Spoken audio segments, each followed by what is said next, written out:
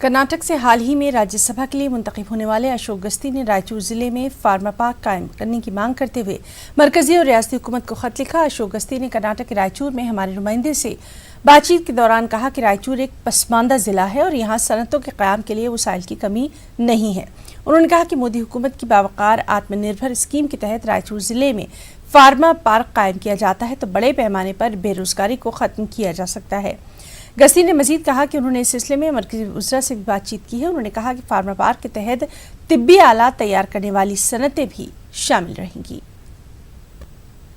आत्मनिर्भर भारत योजना में हमारे देश के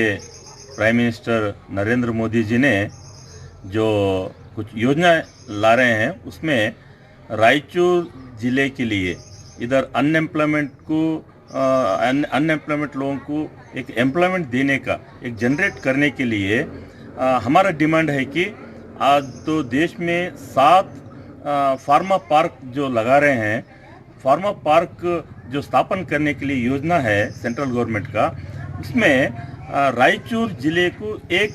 फार्मा पार्क स्थापन करने के लिए मेरा डिमांड है। इसलिए मेरा तो ये भी है, अब मैं कर्नाटक के मुख्यमंत्री BS येडियुरप्पा जी से भी मैं खत लिखा हूँ और इंडस्ट्रियल मिनिस्टर को भी मैं खत लिखा हूँ और सेंट्रल मिनिस्टर को भी मैं खत लिख के रिक्वेस्ट करा हूँ। रायचूर में फार्मा पार्क के लिए इधर